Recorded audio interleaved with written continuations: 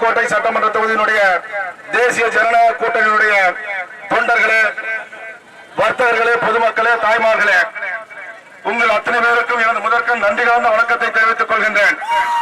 நான் இந்த பகுதியிலே போட்டியிடுவதாக கட்சி அறிவித்த நாள் முதற்கொண்டு தொடர்ந்து இந்த கட்சியை வெற்றி பெற செய்ய வேண்டும் என்ற நோக்கத்திற்காக தொடர்ந்து பணியாற்றி கொண்டிருக்கக்கூடிய தேசபக்தர்கள், இளைஞர்கள் அத்தனை பேருடைய பாதங்களையும் தொட்டு வணங்கி என்னுடைய நன்றியை தெரிவித்துக் கொள்கின்றேன். நிச்சயமாக இந்த தொகுதியிலே நாம் வெற்றி பெறுவோம் என்பது உறுதி செய்யப்பட்ட ஒன்று. பட்டுக்கோட்டை சட்டமன்ற தொகுதி என்பது பாரதிய ஜனதா கட்சியினுடைய தாமரை சின்னத்துடைய கோட்டையாக மாற்றி காட்டுவதற்கு மக்கள் தயாராகி இருக்கின்றார்கள். இளைஞர்கள், படித்த இளைஞர்கள் அத்தனை பேரும் இன்னைக்கு பாரதிய ஜனதா கட்சிக்கு ஆதரவாக, தாமரை சின்னத்திற்கு ஆதரவாக களத்தில் இறங்கி பணியாற்றுவதற்கு, வீடு வீடாக சென்று மக்களை வணங்கி அவர்களுடைய வாக்குகளை கேட்பதற்கு தயாராக இருந்து பணியாற்றிக் கொண்டிருக்கிறார்கள். இந்த இளைஞர்களுடைய பணியின் மூலமாக, மக்களுடைய ஆதரவின் மூலமாக நிச்சயமாக நான் வெற்றி பெறுவேன். அப்படி வெற்றி பெறுகின்ற பட்சத்திலே, அப்படி வெற்றி பெற்ற உடனடியாக நிச்சயமாக இந்த பட்டுக்கோட்டை தொகுதியிலே இத்தனை ஆண்டு காலமாக யாரும் சிந்திக்காத வகையிலே மிகப்பெரிய தொழிற்சாலையை இந்த பகுதியிலே மத்திய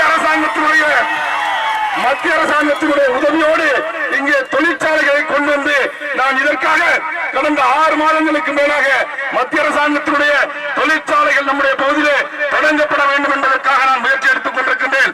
இது நான் தேர்தலில் போட்டியிடுவதற்காக சொல்லக்கூடிய விஷயம் அல்ல. நான் மத்திய அமைச்சரிடம் பல முறை பேசியிருக்கின்றேன்.